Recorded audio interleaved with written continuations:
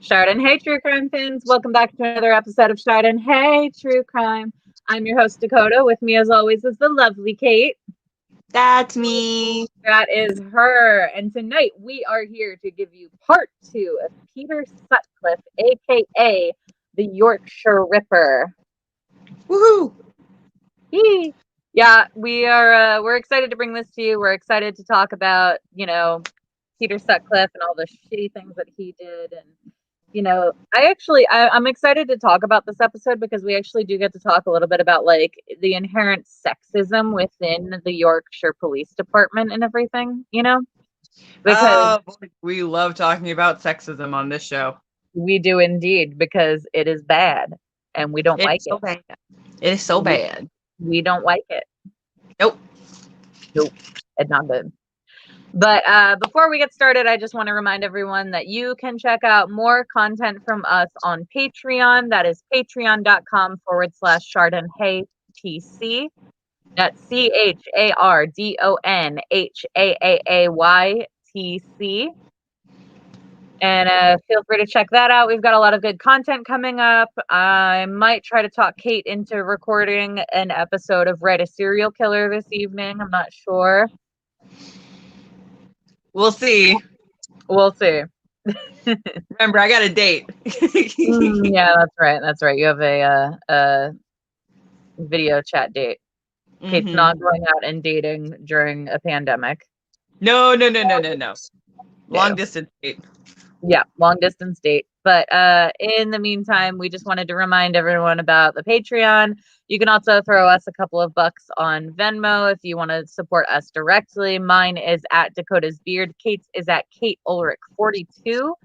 And I also would like to just give a quick shout out to Thea really fast, who is going through some personal stuff at the moment.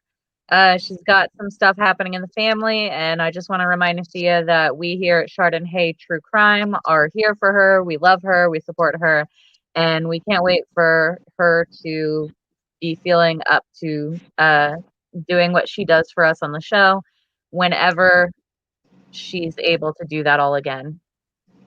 Yes, indeed. Yeah.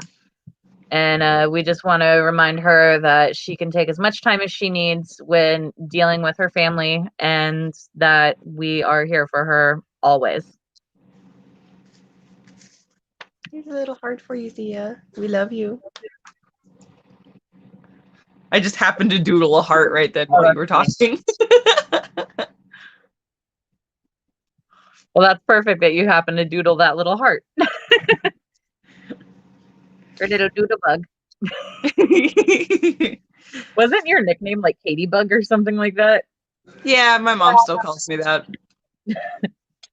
Yeah, well, I prefer Kathan personally. Well, fun fact, on the Switch, my username is Katybug, and then my character name in Animal Crossing is Kathan. You did that because I call you Kathan, right? Yep. I did that for you. Thank you. I appreciate it. It confuses people a lot. It's very funny. They're like, Kathan? Oh, remember your mom's reaction when I called you Kathan the first time? Your mom was just like, what? We're just like, yeah, it's my name. Yeah. She was just like, what? I was like, yeah, Kate is short for Kathan. That's just how it is. Did you forget that when you named me? Seriously, hello. It should be on your birth certificate. Kate, you should change your name to Kathan. I have to change it to Cathaniel, because then Kathan is short for Cathaniel. That's true. And then Kate is short for Kathan. So I've got two nicknames. Yeah, exactly. So we're gonna legally change your name to Cathaniel. God, can you I feel like it still flows with my full name too. Cathaniel. I want to say Corey. Yeah, there you go. Oh, there we go. Cathaniel Corey Ulrich. That works, actually. Still flows. It still flows. Am I talking you into this?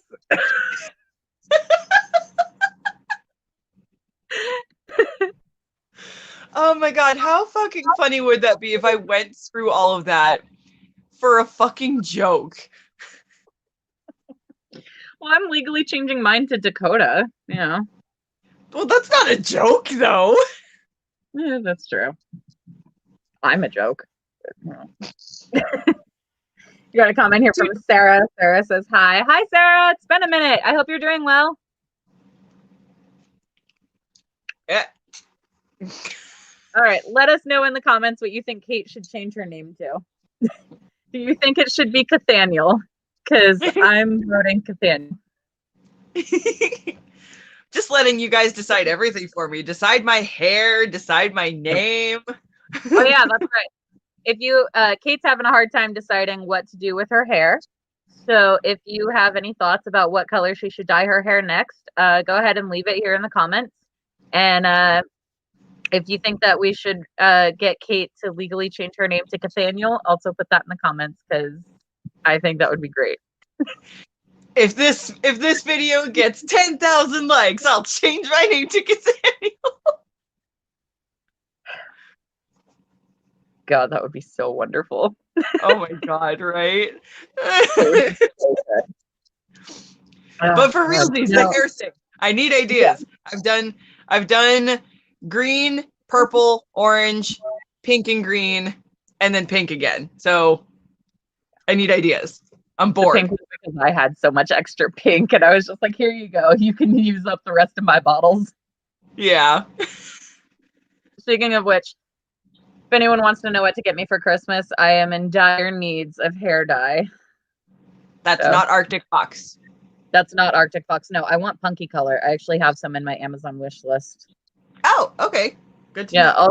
I'll send you a link to it. It's actually really cute color. That's what I did for Kelly when I did her hair. She uses funky colors or funky dye or something like that. I can't remember what it's called. But anyways, it turned out really good. And she says that it works really well. So I was like, oh, damn. Okay. Word. Oh, word. Oh, word. Oh, yeah. We would also like to say RAP to Pete Davidson's tattoos, which we found out today he's having removed. Sorry, I just realized your Christmas present was behind me, so I had to get it off camera. I didn't even notice it. That's okay. I just had to make sure. I had to make 100% sure that you wouldn't. Okay. Definitely didn't. All right, but anyways, let's get going with Peter Sutcliffe. So, why do I have that window open? Sorry. I was looking up an actor earlier, and I still had the window open, and I was like, "Wait a minute, what?" It just threw me, Just, hello? Okay, I'm not talking about him. This guy's a murderer? I bet he could play one though. I was looking up. No, it wasn't Pete Davidson. It was the dad from Modern Family. Oh. Ty Burrell. Yeah, he could play a murderer. Well, you flip. He could totally play a murderer, couldn't he? Yeah, I could see it. I don't know which one he could play, but I could definitely see him playing a murderer. Yeah, even if it's not a real murderer, like he could play a fictional murderer. He absolutely could. All right, so where we left off last night, we were talking about the man who sent letters and a tape to the Yorkshire Police Department claiming to be the Yorkshire Ripper. And then they found out, obviously, after the fact that he was not. Eventually, they tracked him down. They found out that his name was, oh God, what was his name? John Samuel Humble, who was an unemployed alcoholic and long-term resident of the Ford estate in Sunderland, which is a few miles from Castleton, and whose DNA had been taken following a drunken disorderly offense in 2001. He was eventually charged for perverting justice, and he was arrested, spent 8 years in prison, and then passed away in 2019. Last year? Yeah, it was last year. Yeah, it was the 30th of July, 2019. Ah, July. I was close.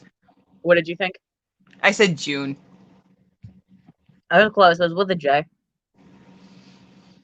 Yeah. Him being described as an unemployed alcoholic makes me feel a little bit weird about my life because I am an unemployed person who drinks.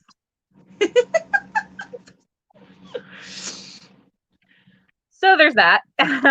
Yeah, but you don't make prank calls to the police and waste police time and resources. No, absolutely not. If I were to call the police, it would be for something serious because I really don't want to deal with the police. Yeah, seriously. Right.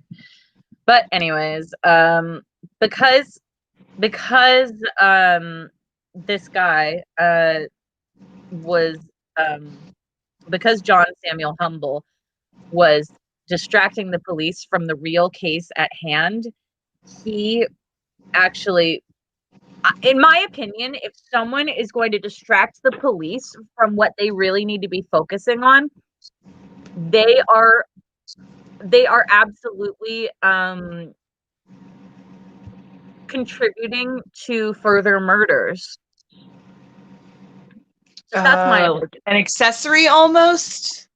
Almost, but it's like, it's not even so much an accessory. It's just like, hey, you know how you're like calling the police and claiming to be the murderer and you're actually not? Like, you're a piece of shit and fuck you. Yeah, I'd say that's the general accurate mood for that.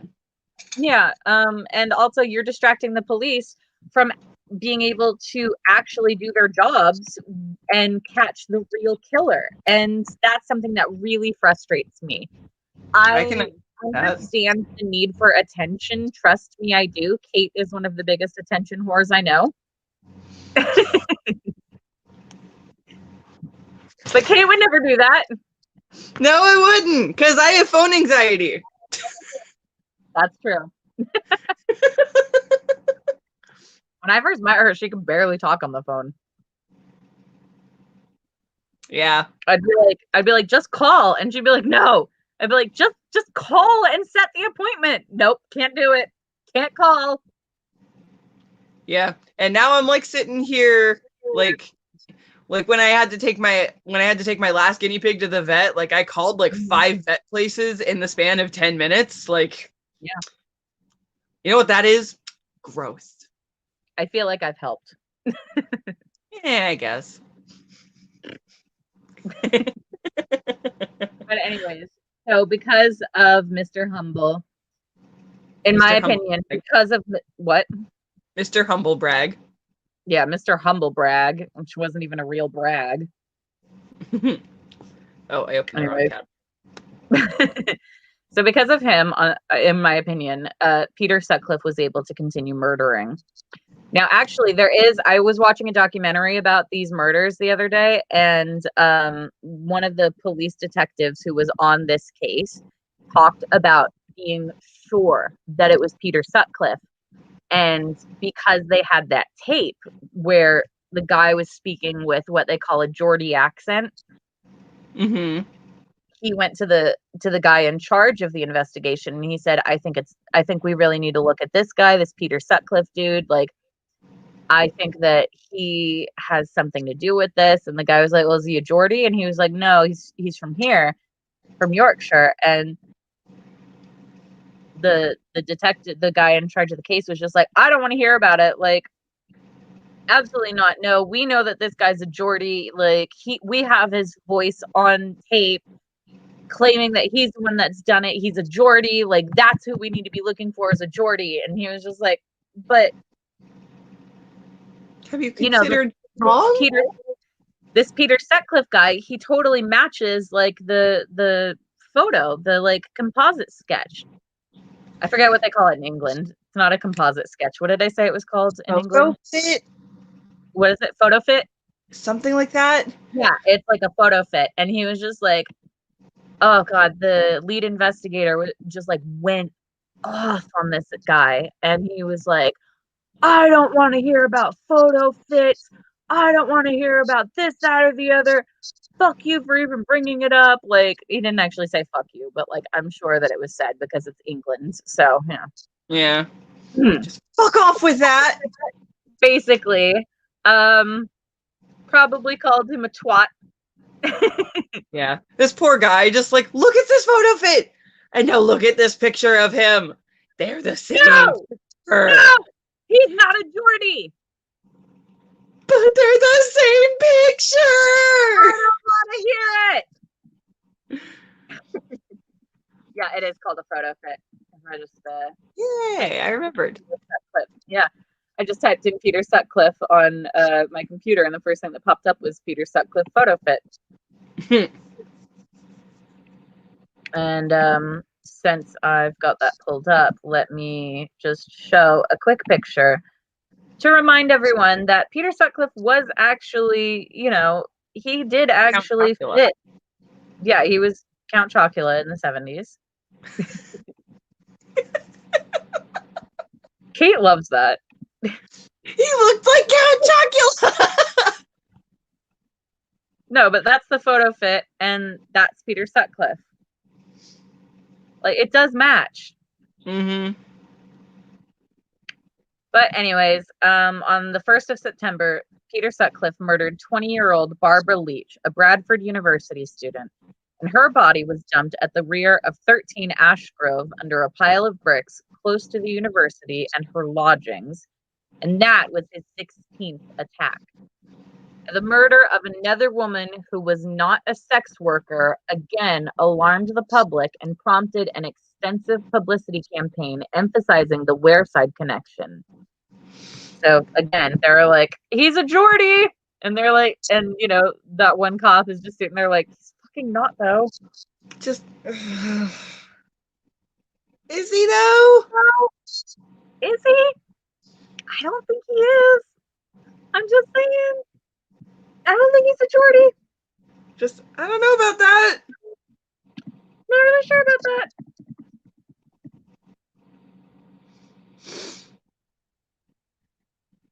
So so they believe that they are like, oh, he's a Geordie, and that one detective's just like, he's fucking not though. Just, it's fucking Peter Sutcliffe. He said that when he left that meeting, he felt like he could like go through the crack under the door. That's how low he felt. I feel bad for that guy. He felt he could what? He could go through the crack under the door. Like, he felt so small, he could go through the crack under the door. Ugh. Yeah, that's unfortunate. Now, despite the false lead, Sutcliffe was interviewed on at least 2 other occasions in 1979. And as I mentioned in the last episode, we got JoJo in the comments saying, you two look beautiful. Thanks, JoJo. We love you. But as I said in the last episode, Peter Sutcliffe was interviewed by police in regards to this investigation a grand total of about 9 times. 9 times! And he talked his way out of it every single time. Wasn't it because he was actually like just super brief with the police? Like, he just didn't say more than he had to? Yeah, absolutely. That's exactly what it was. Anytime they asked him a question, he would just give a one word. He would just, reply to that question. And that's it. He never offered up information. You okay?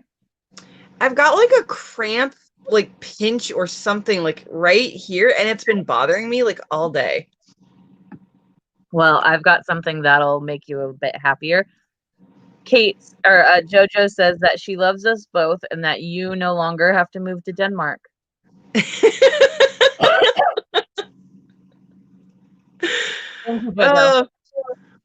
you, JoJo. I'm glad you forgive me. She loves us too. We love her. Hey, JoJo, if you have any ideas for what Kate should dye, what color Kate should dye her hair, let us know. Because Kate's trying to decide what color to dye her hair. I want to do something different-y. Yeah. Now, despite matching several forensic clues and being on the list of 300 names in connection with the 5-pound note, he was not strongly suspected. And as I said, he was interviewed by police 9 times. In April of 1980, Peter Sutcliffe was arrested for drunk driving, and while awaiting trial, he killed two more people. He murdered 47-year-old Marguerite Walls on the night of the 20th of August, 1980, and 20-year-old Jacqueline Hill, not to be confused with the beauty persona, Jacqueline Hill. Oh, I know the name, but I don't know the person. I think she has a lot of drama with like Shane Dawson and Jeffree Star and what's his name, the little twink, James Charles. Yeah, James Charles. Why did I say the little twink and you knew that I meant James Charles?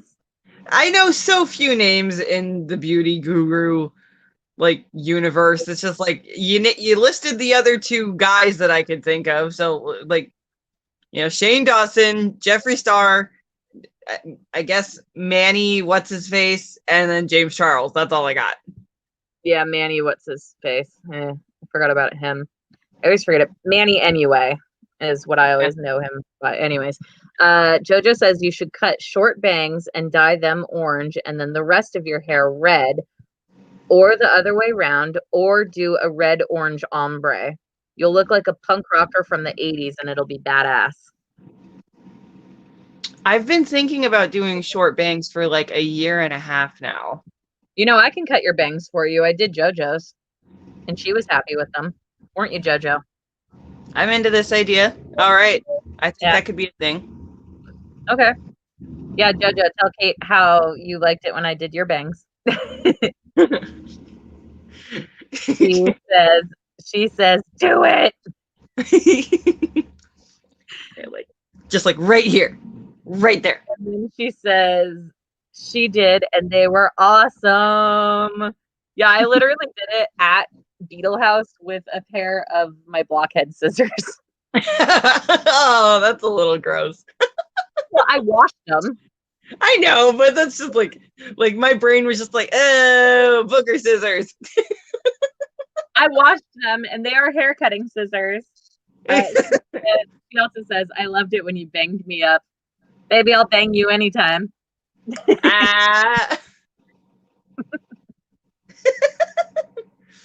question. When do you go to Sweden, JoJo? I know you were supposed to fairly soon, but I know you're not there yet, are you?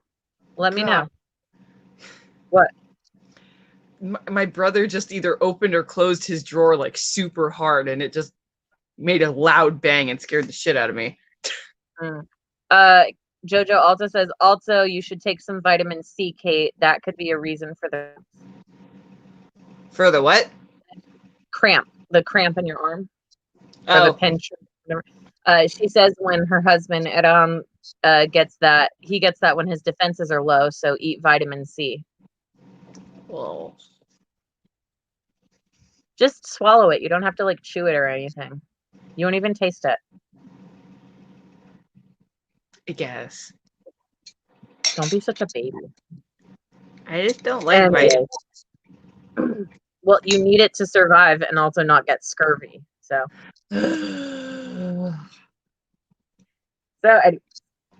Hill's body was found on a wasteland near the Arndale Center, and he attacked 3 other women who survived. Uphadia Bendera in Leeds on the 24th of September, 1980.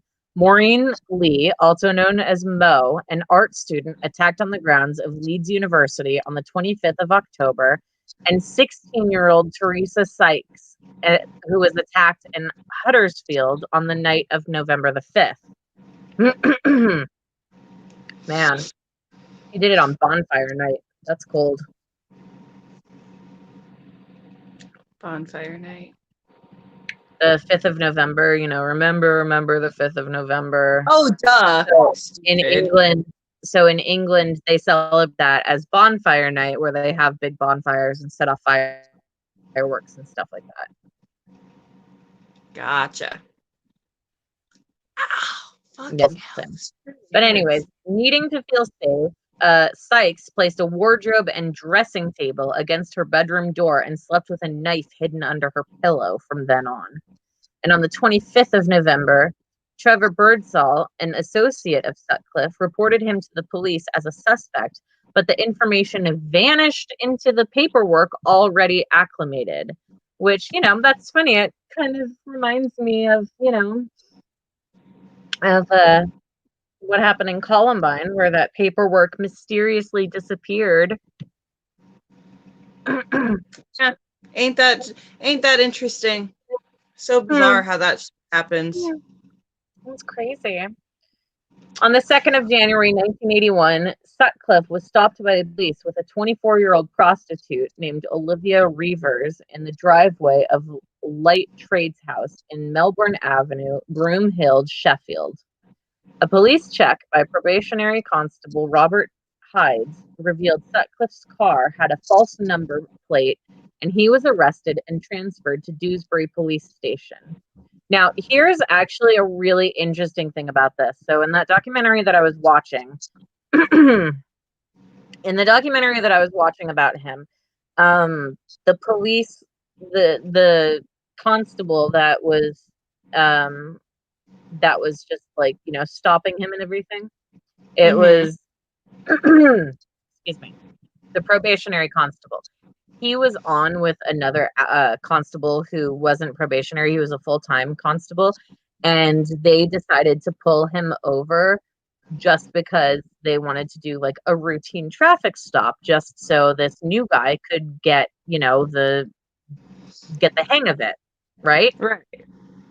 So they stop him, and he's with this girl, and they're like, "Hey, what's your girlfriend's name?" And he's like, "I don't know. We just met." And they're like, "Okay, well, we're not stupid, so why don't we go talk over here?" So he goes over and he talks with the police, and one cop is talking to the prostitute, and one cop is talking to Peter Sutcliffe, and he goes, "Hey, I need to pee. Like, is it okay if I just like go pee somewhere?" And they're like, "Yeah, that's fine." So they let him go up to a wall.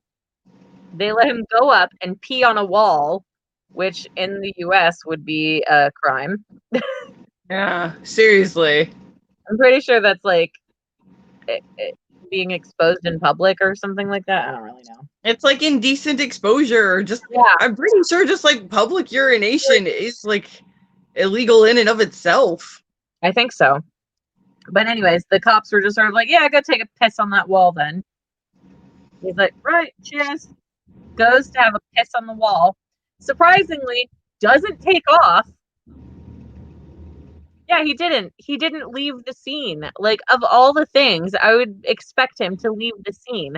But I will talk about what he actually did do while he was taking a piss in just a moment.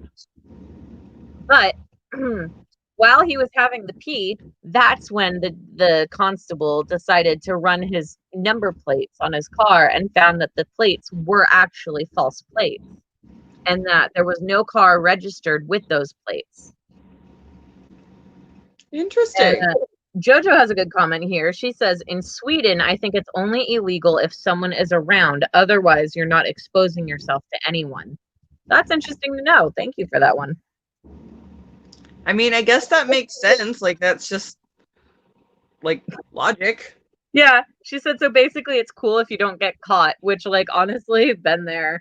I've definitely peed in public plenty of times and not gotten caught. My favorite time being the time I was really drunk during Anime Expo, and like we all went out to a bar, and then we went to like move our cars, and my friend was moving my car because I was fucking wasted, and I'm under the like 110th Street Bridge downtown LA. And I had to pee so bad that I just like squatted behind my car, and then I like happened to look up, and there's some like old Mexican lady like across the street selling danger dogs, just making eye contact with me while I'm like squatting in the like gutter peeing. We just like stared at each other until I finished, and then I was just like, "Have a good night." No, don't say anything. She made she kept prolonged eye contact the entire time. You should have just like stared her down as you walked away. Just What you gonna do? What you gonna do? Jojo asks, can you get charged for it in the USA if it's on the freeway? Yeah, you can, Jojo, if you get caught. Which freeway did you pee on, Jojo? I've definitely peed on the side of a freeway before. Listen, there's a lot of places in California I've peed. I can't say I've ever gotten to that point in my life, but You've never peed in public? Not anywhere that wasn't a bathroom. Wow.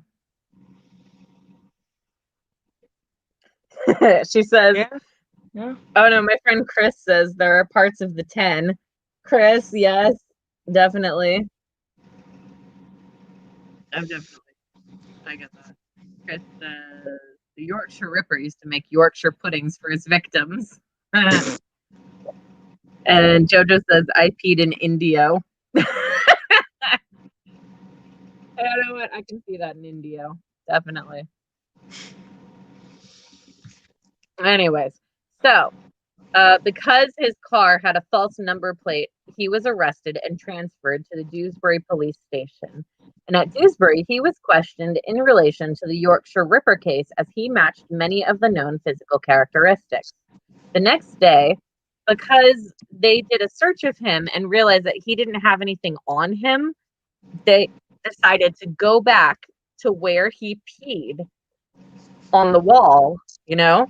Mm-hmm. And it was there that they found a knife and rope that he had discarded when he was bursting for a pee.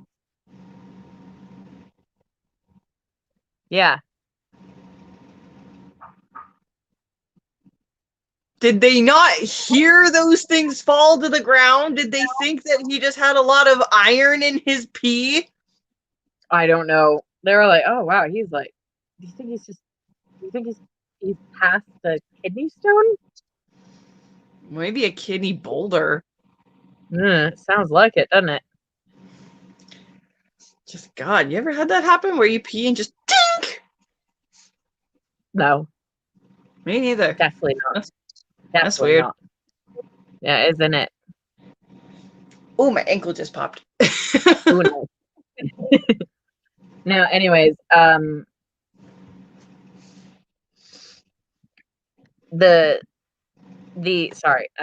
Sutcliffe had hid a second knife in the back of the toilet. You know, the tank of like a toilet. They call it a toilet cistern in England, but like the tank of the toilet when he was permitted to use the toilet. You think that he got there and he was just like, I have to pee again. And they're just like, God, does he have something wrong with his prostate? Is he okay? Yeah, I do. Yeah. Gotta pee again. Can I go for a pee? Please. Thank you.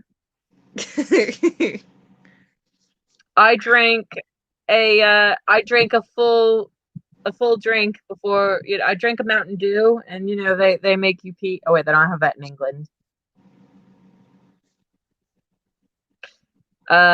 All right, Jojo. Jojo says, okay, my beauties, I have to pop out to write some. Okay, Jojo, go get some writing done. We are so proud of you. We love you so much.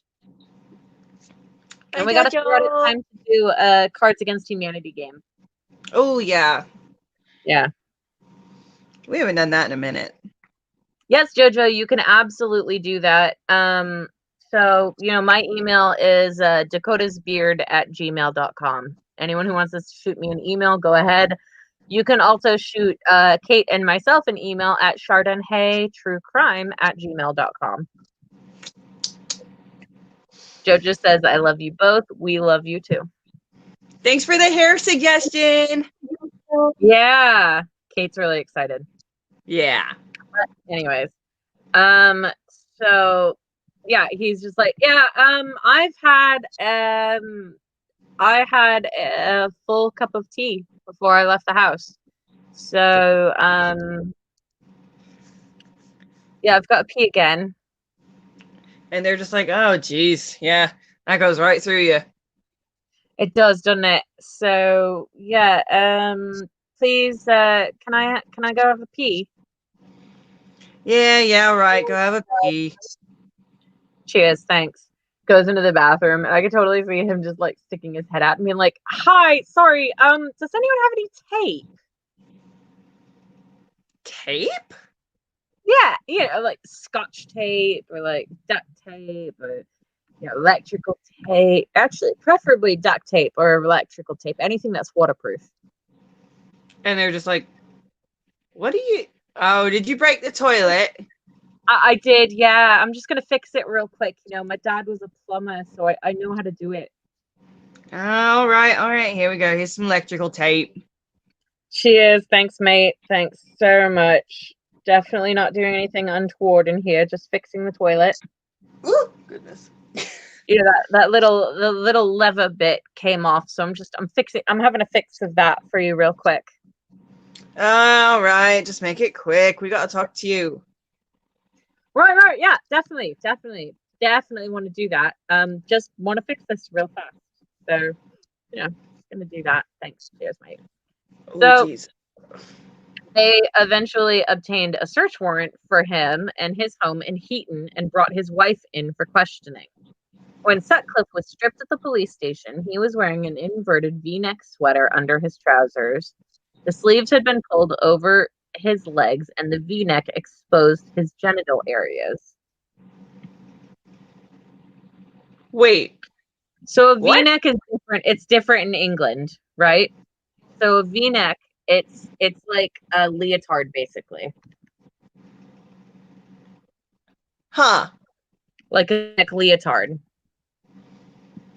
Okay. Or like a bodysuit, right? But it had like the crotch bit cut out, so his dick was out.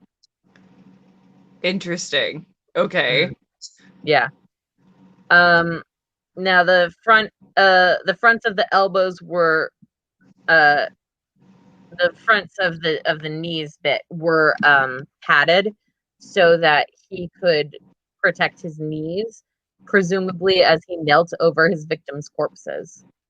Now, the sexual implications of this outfit were considered obvious, but it was not made public until the 2003 publication of the book Wicked Beyond Relief: The Hunt for the Yorkshire Ripper by Michael Bilton.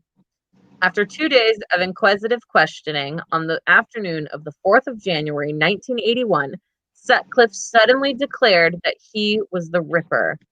And over the next day, he calmly described his many attacks. Now, this is another thing that I learned from the documentary. He agreed to talk about it under one condition. One condition. He would be allowed to be the one that tells his wife that he was the Ripper. He didn't want the police to do it. He was like, no, like, listen, I'll talk, yeah, but you've got to get my wife Sonia in here because I need to talk to her first. And they're just kind of like, all right, well, I will tell you everything you want to know. Just let me talk to my wife first. I'm like, well, I still trust him, don't you think? The other cops were like, yeah, it's all right. He didn't leave when he went out for a pee, remember? Yeah, he just dumped his weapons, who wouldn't do that? Yeah, he left him in a spot it would be easy for us to find. It's all right. Ain't he all right? He's a bit of all right. He's all right, yeah. So, we'll get Sonia in, yeah? Sonia gets in there and she's just like, right, what do you want to talk about, honey? Are the police going to let you out anytime soon? And he's just like, yeah, about that, love. No, they're not. Right. Okay, so why? Well, you see, the thing is here, Yeah. I've kind of killed a lot of girls. Have you?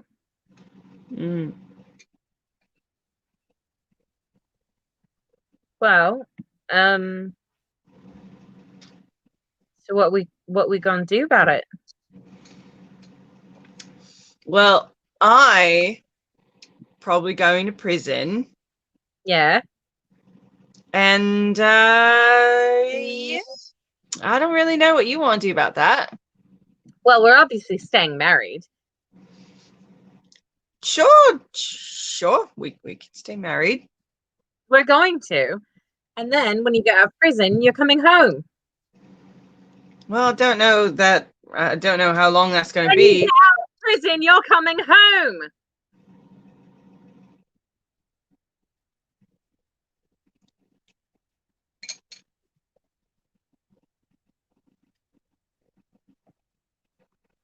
Right Yeah. then. Yeah. And any money you make off interviews or anything like that, I'm getting. Yeah. What? You think I'm going to get money for it, hey? If you tell them you want money for it. That could be a good way to make money. Yeah, it could, couldn't it? Provide for your family. Me! Your wife! Your fucking wife! And while you're in prison, I'm gonna go fuck the ice cream man again. I forgot about that. Right? Fucking everyone in England is fucking ice cream men. I don't get it. They just want free ice cream. I guess. I mean, shit. No, actually, what? I'd fuck someone for free ice cream, or at least consider it. Yeah, right.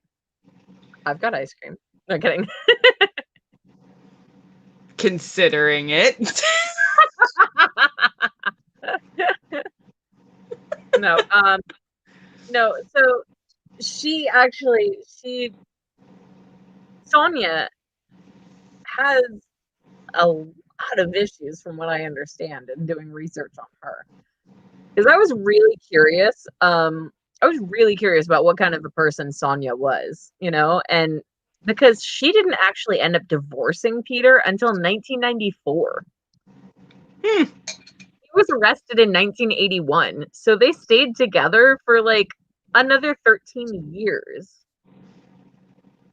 They stayed together for the entire length of a middle schooler's life. Yeah, seriously. Yeah, but they were married in 1974. Huh. Yeah. So they were married from 1974 until 1994. I guess she just wanted to hit that milestone first. That 20-year milestone, right? Just 20 years, and then I'm done. Then we're done. I'm fucking done with you. No, but it's actually been reported that she was actually extremely domineering and that she would slap him down like a naughty schoolboy. Yeah. Can you imagine being married to a fucking serial killer and she's just like, she has no idea that he's a serial killer, right? But like just super randomly, if he says something that's like, whatever, she's like, no, that's a bad Peter. How could you say something like that? You know better than that. I know you know better than that. Just like whacks him with a ruler. Yeah, right? Seriously. Hits him with an umbrella or some shit like that. I'd say smacks him with a yardstick, but they don't call them yardsticks. I guess they'd be a meter stick, wouldn't it? Yeah, right? It's about 3 feet. Anyways. So after the fact and everything, they remained married and she continued to live in the family home in Bradford. Eventually they separated in 1989. Gee, I wonder why. And the divorce was finalized in 1994. And there was a journalist who had many conversations with her who described Sonia as the most irritating, strange, and coldest person I have ever met. She's so incredibly prickly and demanding. Oof. Yeah, I know, right? Also, in 1989, she filed a suit against the satirical magazine Private Eye and she sued because of basically they were like talking about Peter Sutcliffe. Oh, they basically, well, no, they described her as dancing on the graves of her husband's victims, and she actually won the suit. She was awarded between about 600,000 pounds. Oh, well, that's nothing to sneeze at. She also has sued the Daily Express and the Daily Star, who both settled with her. And another newspaper was News of the World, who did not settle with her.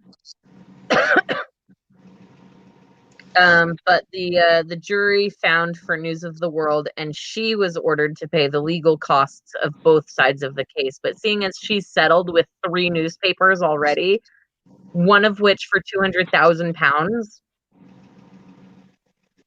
I think she's all right. Yeah, I think that balances out a little bit. Yeah. I'm sure the court costs did not cost anywhere near 600,000 quid. But anyways, so let's get back to this. So weeks after,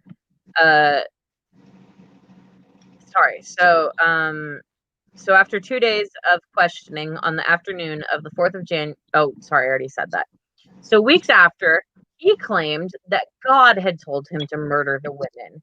Now, he did this in an attempt to make it look like he had a mental instability and that he was not guilty by reasons of, what's it called? It's not guilty by reasons of diminished responsibility. Yeah, because like that, I feel like that wouldn't quite fall under insanity, but. Well, that's basically what that means in England, though.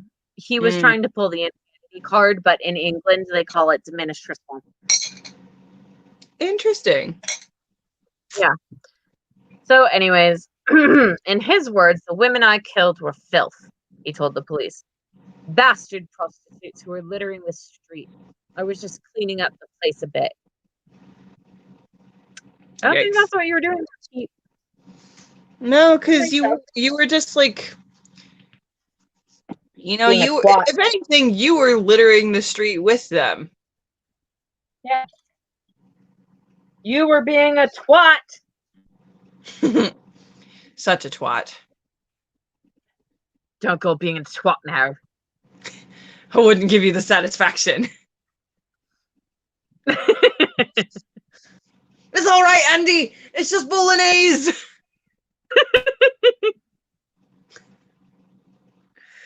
Oh God, that's one of my favorite bits in that movie. Honestly, after we finish this episode, if you don't end up wanting to do an episode of Write a Serial Killer, then I'm just gonna end up watching that movie. Yeah. That's valid. So anyways, Sutcliffe displayed regret only when he talked of his youngest murder victim, Jane McDonald, and when he was questioned about the killing of Joan Harrison, he vehemently denied responsibility. He also has never claimed responsibility for the woman that he attacked, Maureen, also known as Mo. Oh, but she didn't. Did she die, or was she just? She didn't die. She was actually in the documentary that I watched about this whole thing. Okay. Yeah. Mo talks about it, and she was like, as soon as I saw his face on TV, I knew that was the man that had attacked me. And then she was like, he's never claimed responsibility for what he did to me, and I have to wonder, like, does it matter if he ever claims responsibility? It's not going to take away the things that he did to me. So it doesn't matter. He hasn't claimed responsibility, but I know it was him. He knows it was him, and it happened. So I have to say, kudos to Mo for having such a pragmatic outlook on this whole situation. That is one of the hard things about like any justice system is with things like this, no amount of like There is no sentence or judgment that can be passed that undoes what happened. So honestly, that's kind of how I feel about what happened to me, you know, with the fact that I was raped and everything. I don't really feel like there's anything that could really take away the fact that it happened. mm-hmm. You know, it's like, it's one of those things, because it's like, yeah, it prevents, you know, if they actually get like convicted and sentenced and they're like put away, yeah, like it won't ever happen again. But like, it's hard to be optimistic about it at the same time, because I know for a fact that what happened to me will never happen again from the same perpetrator, because he's basically a brain dead vegetable who lives in his parents' basement now. So I'm really not worried about anyone ever falling victim to that man again. yeah. I know that for a fact. But I absolutely understand what you're saying. But anyways, so when he was questioned about the killing of Joan Harrison, he vehemently denied it, and Harrison's murder has been linked to Ripper killings by the Wareside Jack claim. But in 2011, DNA evidence revealed that the crime had actually been committed by a different person, convicted sex offender Christopher Smith, who had died in 2011. So he was actually telling the truth. He didn't do that. I know, right? I mean, it's funny with like serial killers. I'm always like, wow, it's kind of interesting how like a lot of times once they start like confessing and everything, sometimes they're actually telling the truth.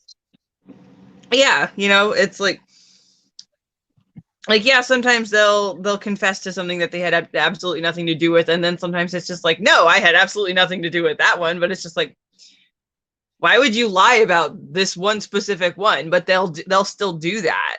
And then sometimes it's just like, oh no, they're telling the actual truth. But like, it's just, it's so weird. They're so inconsistent. I hate to say this, but that is something that I will give credit to my fucking least favorite person on earth, Gary Ridgway. He was very honest when it came to discussing the things that he had done and why he had done them. You're so angry. Shut up. I'm so angry. Especially when it came to like that killing that he did where he left like the bits of garbage around the woman, where he left like the wine bottle and like the fish and like all that stuff, and they were like, it's a Jesus metaphor, and he was like, no, I was literally saying that she's trash. Yeah. Remember that?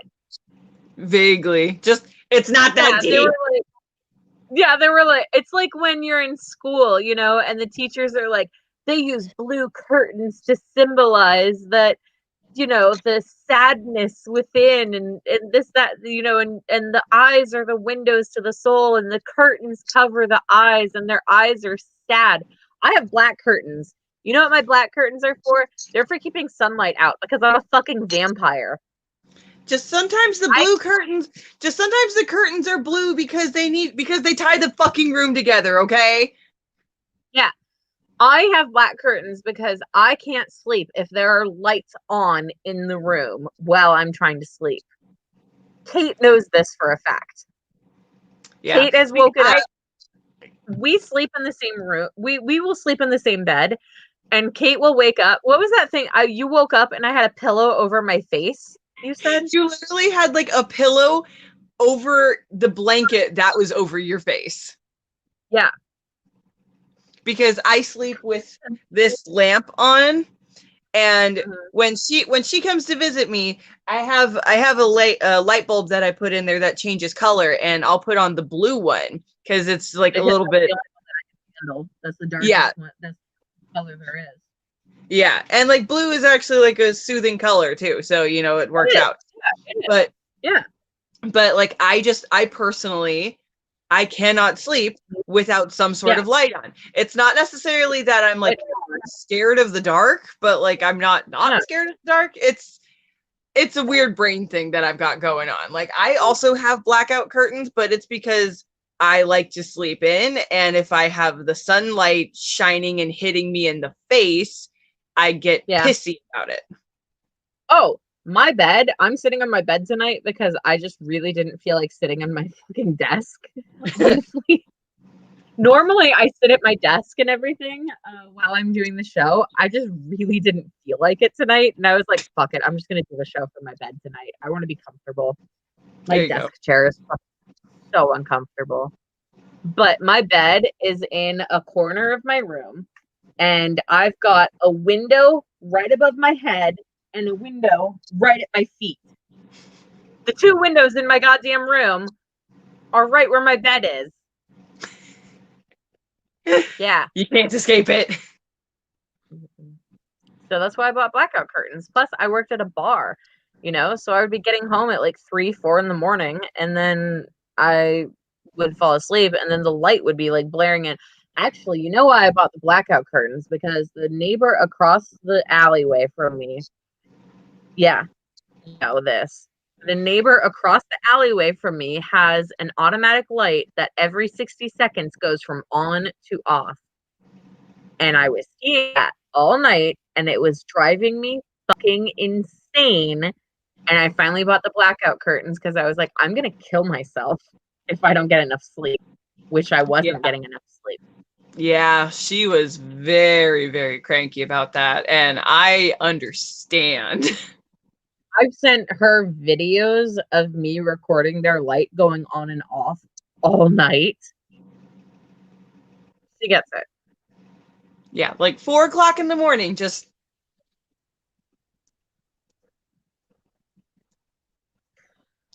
That light, your neighbors were just like. I would be getting off work and then driving an hour home, get home at like 3:40 in the morning, go to get in bed, and that fucking light is going. Yeah, your neighbors were just like, hey, Dakota, hey, are you trying to sleep right now? Yes. Well, that's interesting. Ain't that rough? Yes. Just like banging pots and pans, just like, must be really hard to sleep right now, huh? Me?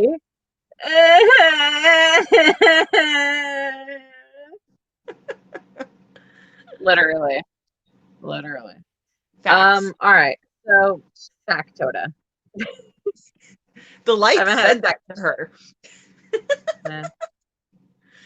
Honestly, like sometimes if my laptop is plugged in at night and the light goes on, like the light from my laptop will bother me, and I'll go and throw like a t-shirt over it. Like, I'm not even joking. I am so sensitive to that. Kate's had to like give me like eye masks to wear when I sleep over at her place. Mm-hmm. Because I'll just be like, Kate, I'm gonna fucking kill myself. Like, please give me something to wear. I can't sleep. I feel like that's part of the reason why I need. I've gotten better. Yeah, like it used to be like we had to like if I needed a light on, you would just be like just put on like the tiny twinkle lights, and like that was all you could stand. But now you can handle like the whole blue light for the most part. The blue light is okay. Yeah. Yeah. I feel like that's part of the reason like why I need the light on is because I have like things plugged in like random spots in my room that have just like a little bit of light, and it distracts me. So if I have like just one light that's giving most of my room light, but it's not like a whole lot of light, it's enough for me to be able to like fall asleep, but I'm not just like, there's a light up there, there's light back there, that's flashing. Just there's light on. There is a gentle light on. Yeah, I hate it, but I can handle it because at least I know now when I'm going down to your place, that light's gonna be on. Mm-hmm. You know what I mean? Yeah. Yeah. I can prepare for it. But anyways, we got really far off on a tangent here. No kidding. I don't even know how we got onto that one. But anyways, Peter Sutcliffe was charged on the 5th of January, 1981, and at his trial, he pled not guilty to charges of murder, but guilty to manslaughter on the grounds of diminished responsibility. Because, like I said, he was trying to do what, like, oh God, what's his name? Not the Unabomber, the Son of Sam did, where he was like, that dog told me to kill people, but it's bruh. Just no, dude, fuck you. No dog would ever tell anyone to kill anyone. Except maybe a chihuahua. The Son of Sam was actually sick. The Son of Sam was actually sick. And I have a lot of questions about, I don't even remember, were you already a part of the show when Son of Sam happened, or was that pre-Kate? I don't remember. If I wasn't on for that episode, I definitely watched that episode. I know that you came on the day after I covered Rich, which I want to cover again. Basically, anything I did pre-Kate, I want to redo. Not because of Kate, just because I feel like there's a lot more research to be done. Then you can redo them yourself, okay? No. You have a contract. No, I don't! It's called our friendship. Shit!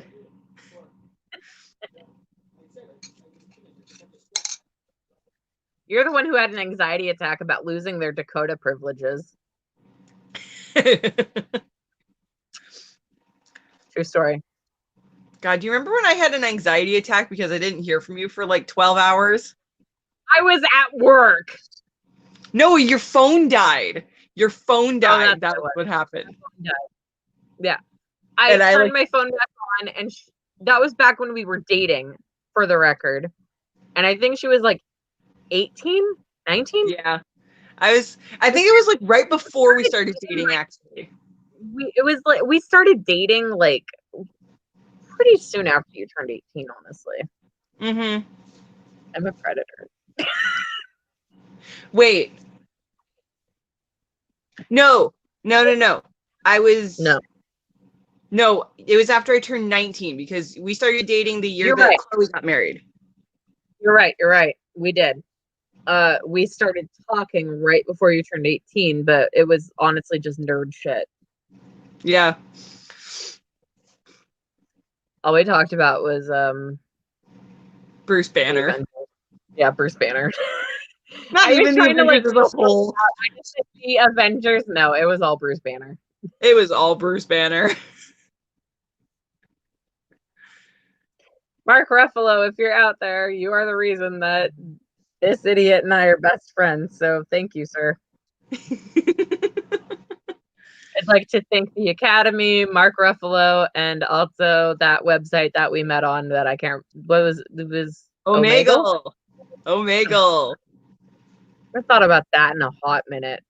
I know, right? I know it was either Omegle or Chat Roulette. It was definitely Omegle. I'm 100% positive. Yeah, I believe it. Yeah, you have a better because you didn't really do Chat Roulette, did you? Nope. I was strictly Omegle. Anyways. Omegle! So, what? Omegle cholesterol! Oh my God, cholesterol!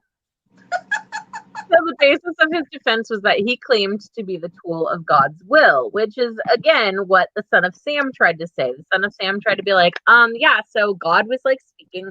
No, he tried to say the devil was speaking through a dog to convince him to kill. As Sutcliffe claimed that he heard voices that ordered him to kill prostitutes while working as a gravedigger, which he claimed originated from the headstone of a Polish man, Bronislaw Zaplowski, and that the voices were that of God. He pleaded He pled guilty to the 7 charges of attempted murder, and the prosecution intended to accept his plea after 4 psychiatrists diagnosed him with paranoid schizophrenia. But the trial judge, Justice Sir Leslie Boreham, demanded an unusually detailed explanation of the prosecution's reasoning. And after a 2-hour representation by the Attorney General, Sir Michael Harford, a 90-minute lunch break, and another 40 minutes of legal discussion, the judge rejected the diminished responsibility plea and the expert testimony of the psychiatrists, insisting that the case should be dealt with by a jury. And the trial proper was set to commence on the 5th of May, 1981. The trial lasted 2 weeks, and despite the efforts of his counsel, James Chadwin G.Q. Sutcliffe was found guilty of murder on all counts and was sentenced to 20 concurrent sentences of life imprisonment. The judge rejected the evidence of the 4 psychiatrists that Sutcliffe had paranoid schizophrenia, possibly influenced by the evidence of a prison officer who heard him say to his wife that if he convinced people he was mad, he might get 10 years in a loony bin. Mm-hmm. Yeah, he really wanted to go to the mental institution because it is a completely different experience from actually being in prison. Yeah, I believe that. It's absolutely different experience. But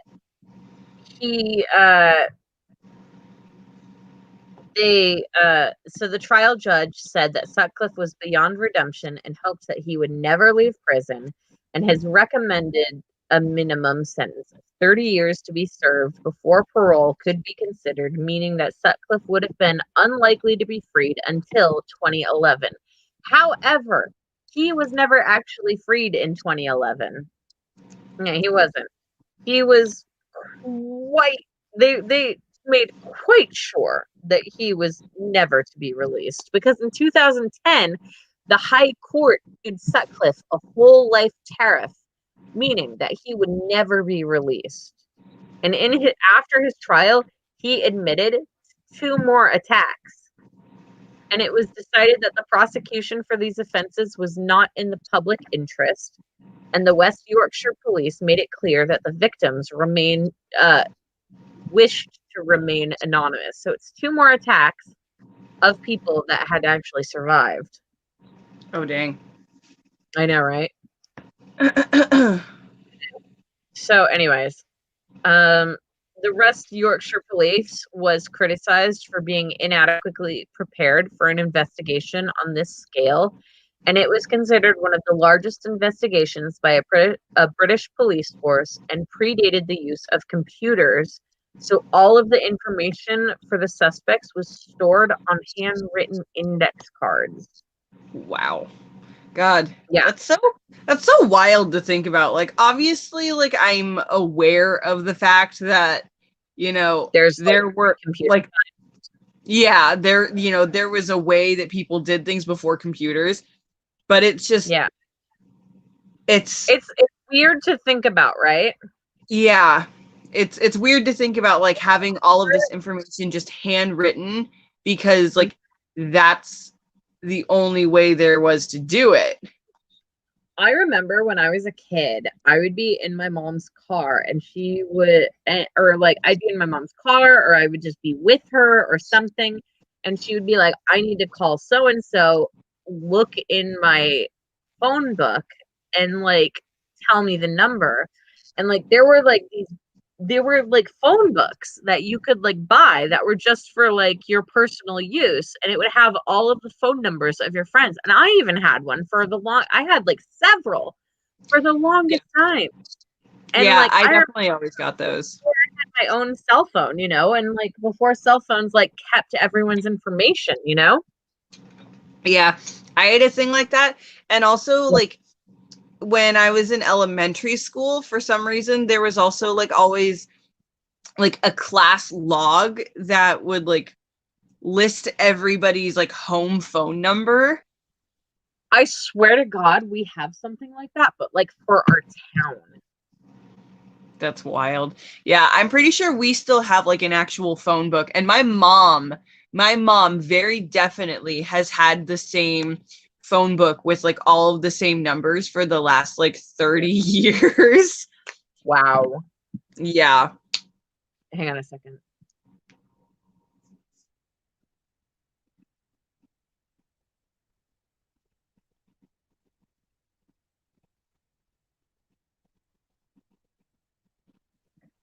I'm getting the phone book. Hang on. I muted myself so you wouldn't hear me yelling at him. Yeah, I could like tell that was what you were saying. Just, do you have that phone book anymore? Yeah. He's like, yeah. I was like, can you get it for me, please? I swear to God, it's got like so much in it. It's wild. Like, we definitely had that kind of stuff, and like we had the ones for classes and stuff like that too. Like, I totally remember that. Oh, can you? Okay, I'm not gonna lose it. I'll be right back.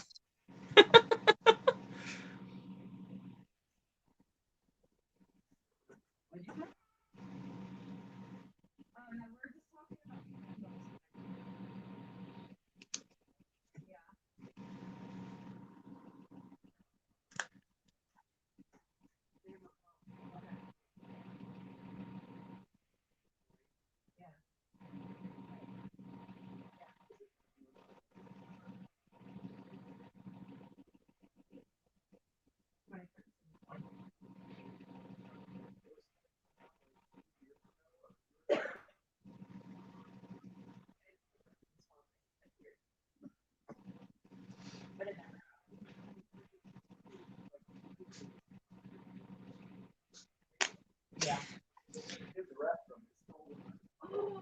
Sorry, I was just ordering food real quick.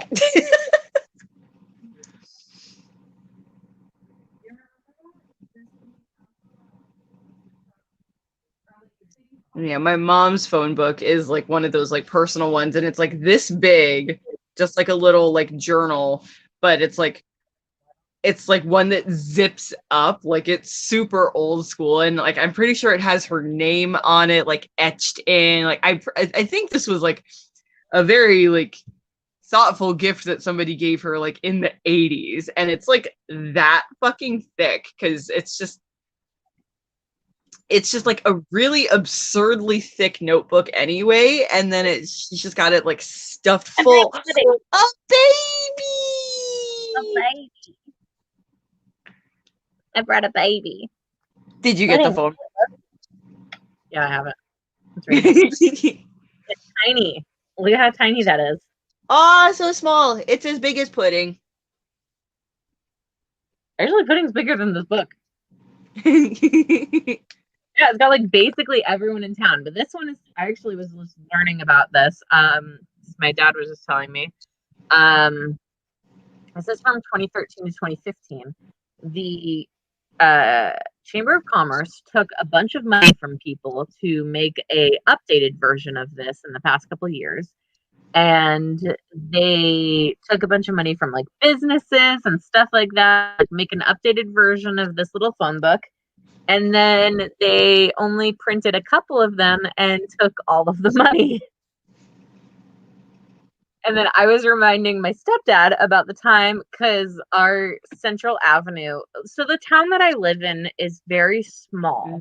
This is a place where they do a lot of filming. Kate has been here multiple times. She knows how small it is here. It's tiny. We were in the Guinness Book of World Records for having the most number. Oh, big yawn. We were in the Guinness Book of World Records for having the most number of churches in a square mile for like fucking years. Yeah. Weird flex, but okay. Yeah, pretty much. I'm just gonna sit like that. Okay. She was just sitting like that for a minute. I was like, really, bud? Just. Yeah, she was just like, my baby. Oh. My baby. Pudding, I love you. Pudding, you hear that? Kate loves you. Oh, I love you. Thank you so much. She gives you kisses because she can't give me the kisses right now. Those were for me. No, it's because she's been trying to lick my teeth all day. I hate it. She's so weird. She did that earlier today. She licked my teeth, and I was just like, I hate this. Must clean teeths. Thank you. I cleaned them myself. I have a toothbrush. Sometimes my lips get stuck on my teeths. Pudding. Pudding. Baby. Pudding. This must be like a baby. Anyway.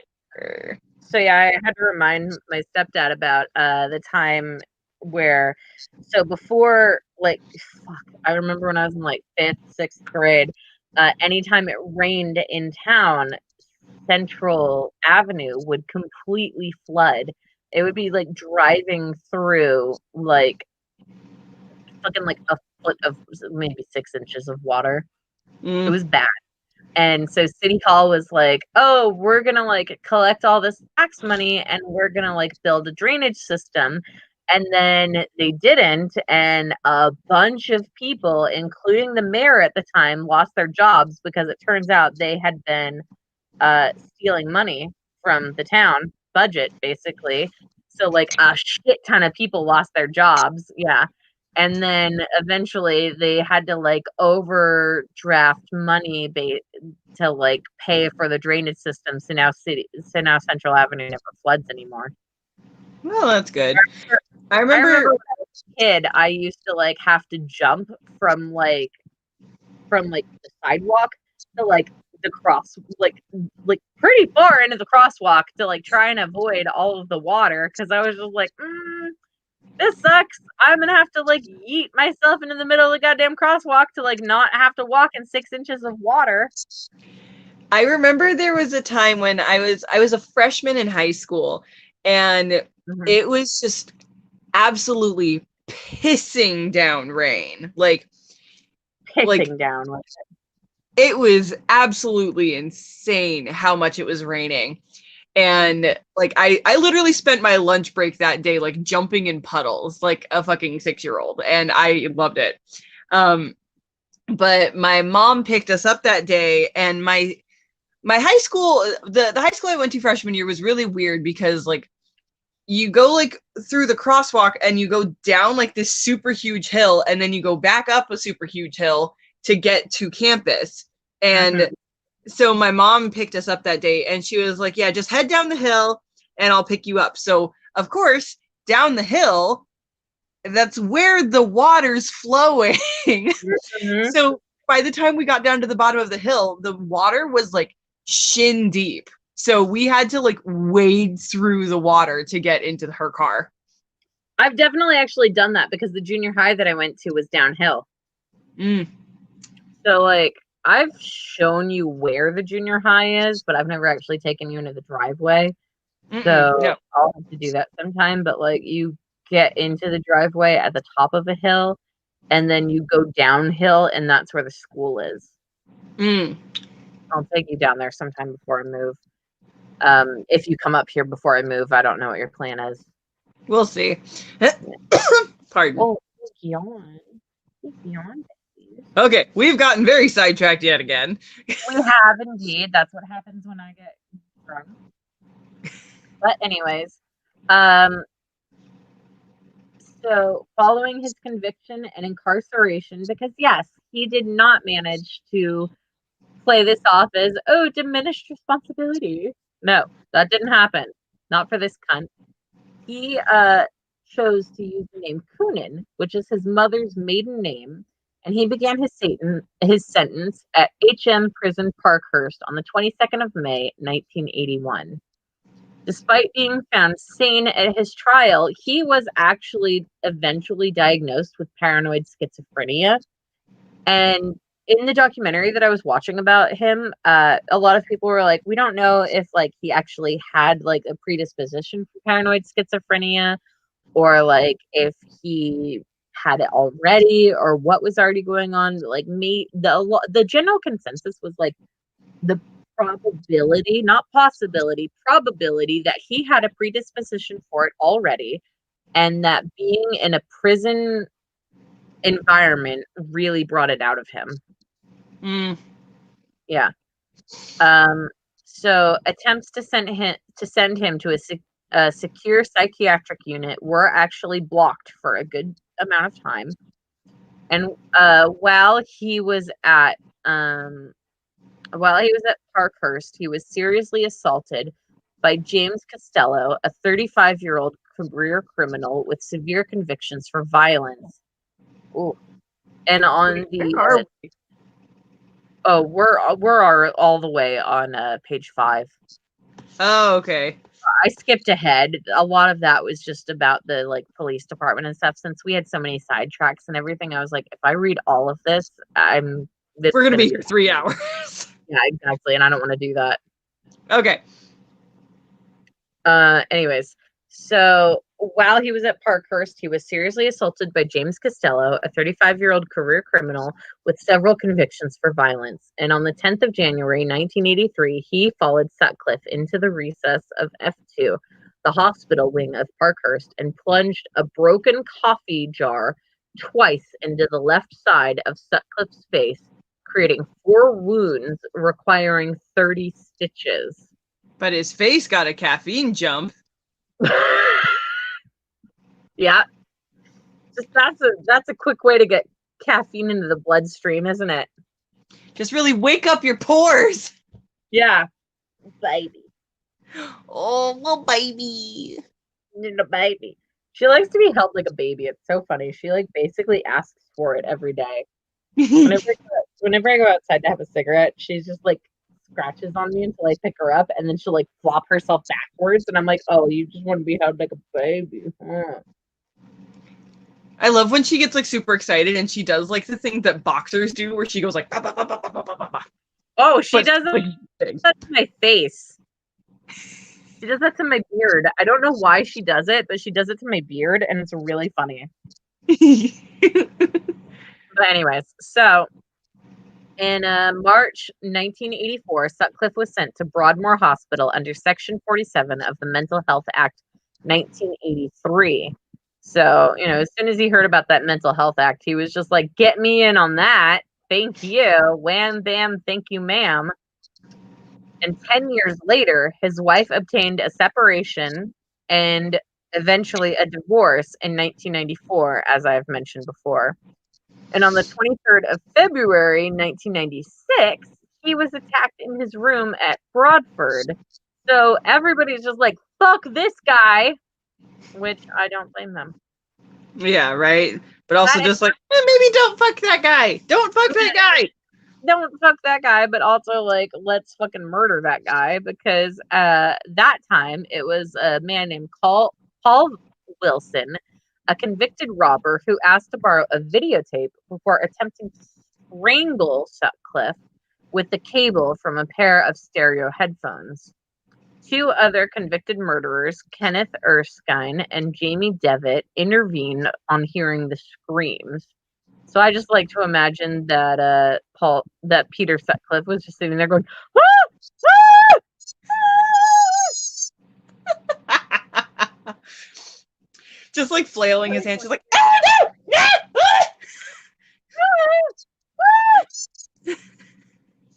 Oh my god, I wish you could see Pudding's face right now. She's just like, are you okay? Hi, baby. Just, hello? Here, wait, watch.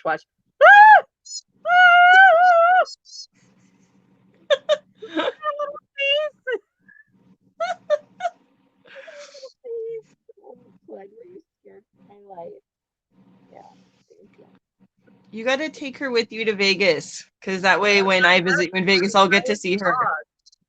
She's Riley's dog. That's not the point. You should take her anyway. I already tried to convince my stepmom to let me get a pug. That's not pudding. No. But I really want a pug. I understand. I love pugs. So cute. I texted her and I was like, can I have a pug? And she never replied. And I was just like, okay. Just,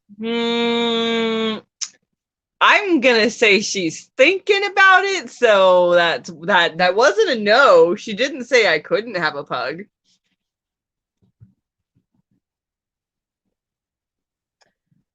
Yeah. Anyways, so with a pen by a fellow inmate, Ian Kay, on the 10th of March, 1997, Sutcliffe lost vision in his left eye, and his right eye was severely damaged, and Kay admitted to trying to kill Sutcliffe and was ordered to be detained in a secure mental hospital without limit of time. In 2003, it was reported that Sutcliffe had developed diabetes. Diabetes. He's like your dad. Diabetes. I wonder if he lost any toes. Sutcliffe has diabetes. Diabetes. But stop. I'll let you out when the episode's done. She wants to leave my room so bad right now, and I'm like, no, you're not allowed to. Free me. Let me go. In 2004, Sutcliffe's father died and was cremated, and on January 17th, 2005, Sutcliffe was allowed to visit Grange-over-Sands, where the ashes had been scattered. The decision to allow the temporary release, otherwise known as a furlough, was initiated by Dave Bluckett and ratified by Charles Clark when he became Home Secretary. Sutcliffe was accompanied by 4 members of the hospital staff, and the visit led to a front-page tabloid headline. Now, here's the thing with Peter Sutcliffe. He was actually in the tabloids quite a bit when like, from the time of his conviction, he was, like, in the tabloids every other month, I swear to God. People would be like, I dated Peter Sutcliffe in the 70s before he married his wife, and when I dated him we were quite the handsome couple. And it's just like, ma'am, you're like 90, like, you didn't date Peter Sutcliffe. I definitely dated him, and I knew that he would be a murderer, and I never told anyone. Yes, he wasn't no murderer then, but I knew he would be. I knew it, and I tried to tell them. I told them all, and none one listened to me. Just, all right, Nancy, we're going to take you back to the retirement home now. Can I have a Yorkshire pudding on the way?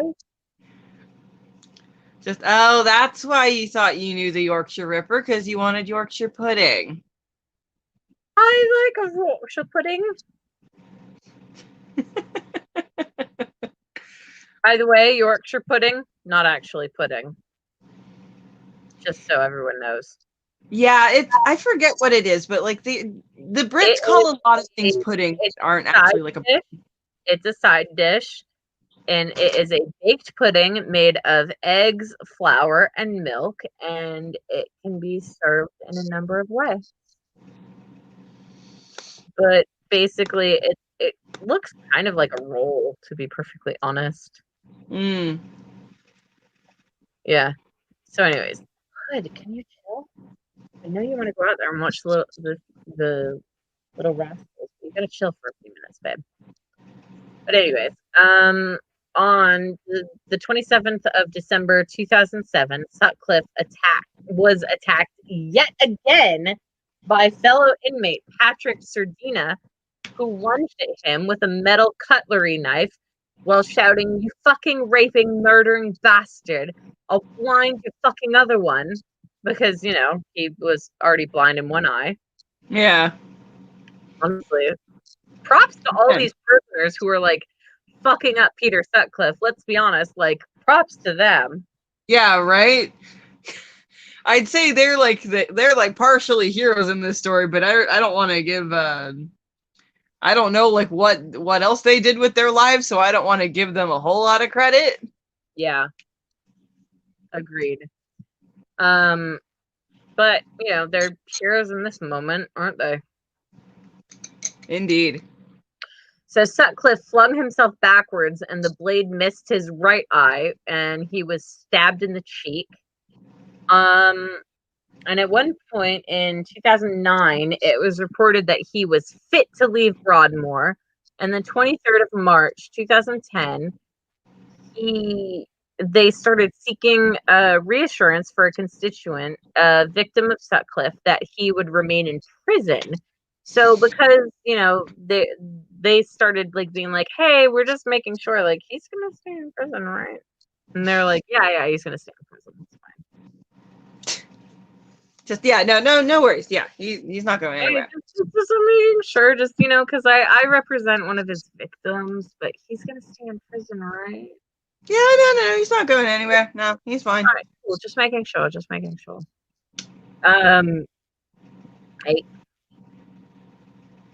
trying to escape. Just let her go. I can't. I'll let her go as soon as we're done. We're almost done. Anyways, so he, in 2015, was assessed at being no longer mentally ill. And in 2016, a medical tribunal ruled that he was no longer required clinical treatment for his mental condition and that he could be returned to prison. He was reported to have been transferred from Broadmoor to HM Prison Frankland to Durham County, Durham, in August 2016. In 2017, the West Yorkshire Police launched Operation Painthal to determine if he was guilty of unsolved crimes dating back to 1964. The inquiry also looked at the killings of 2 sex workers in southern Sweden in 1980. And as Sutcliffe was a lorry driver, it was theorized that he had been in Denmark and Sweden making use of the ferry across the strait. The West Yorkshire Police later stated that they were absolutely certain that Sutcliffe had never been in Sweden. And finally, Peter Sutcliffe died at the University Hospital of North Durham on 13th of September, 2020. So he died about a month ago. About a month ago, yeah. It's been about a month. Dang. Mm-hmm. He died at age 74 after previously returned to HMP Frankland following treatment for a suspected heart attack at the same hospital 2 weeks prior because he had, a ton of health problems. Oh, that was really weird. Are you good? Yeah, I hiccuped, but on the inhale, I snorted. You good? That was so weird.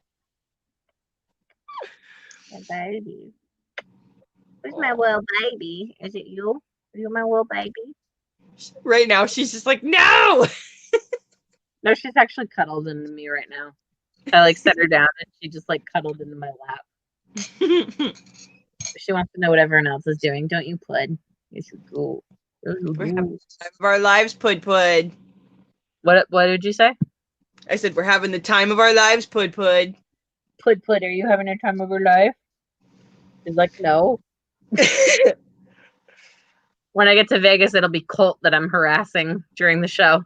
That little potato. I love that little potato. He's so round.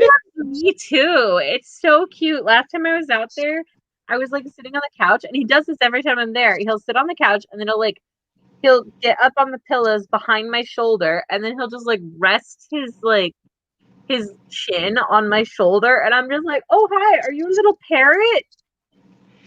And then he does his little snorting noises. Oh my god, he's so ridiculous. I love him. He reminds me of Petey, but denser and smaller. Yeah, he is. He's like a miniature Petey. So that is the life of Peter Sutcliffe, aka the Yorkshire murderer, the Yorkshire Ripper.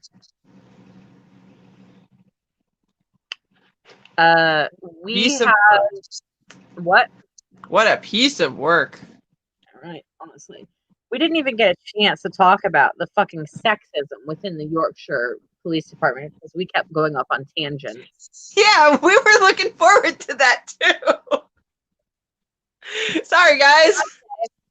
So I say we do a whole episode about the sexism of the Yorkshire Police Department on our Patreon. What do you think, Kate? I think that sounds like a good idea. Boop. She's turning away from me when I'm booping her. Mm-hmm. She's like, no, me. Boop. My little baby. My little baby. I'm gonna miss her when I leave. I miss her too. I miss her right now. Well, you should come up here before I go to Vegas so that you can see her before I move. I would have had to have planned that like 3 months ago. Well, you can ask for some time off in January, can't you?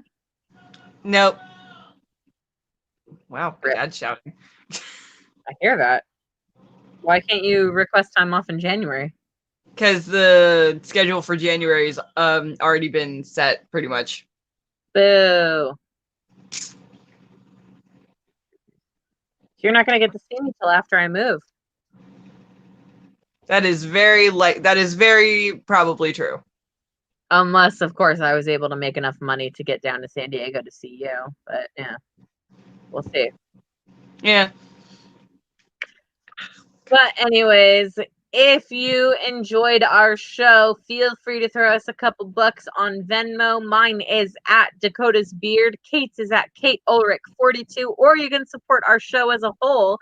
You can support us on Patreon, patreon.com/Chardonnay True Crime or Chardonnay TC. Sorry about that. I changed the URL so it was a little bit easier. But that is patreon.com/CHARDONHAAAYTC. We will be filming episodes of Letters of a Serial Killer. We will be filming episodes of Cooking with Dorothea Puente. We'll be filming episodes of all kinds of fun stuff on there. Thea and I will be filming episodes of True Crime Cinema Club. Oh yeah, fun times. Yeah. I think Thea and I aren't gonna like film episodes of that till after the break. And don't forget, from now until January 12th, we are going to be on a break. So we will not be doing weekly episodes, but we will still be doing a few live streams a month just to make sure that you guys don't forget about us. Because we still love you and we still want you to know that we are here for you. We have got all the true crime content. We'll be doing a Q&A. We'll be doing all kinds of fun stuff in the coming month that we're on hiatus. We will still be here to accept your attention. We will indeed. So go ahead and send us some questions. Don't forget to follow us on facebook.com/ChardonnayTC. That is facebook.com/ChardonnayTC. Excuse me. Pudding is got her head on my wrist. Oh, she moved. She saw the camera coming for her. And she was just like, hello. Hello, camera. Is this me?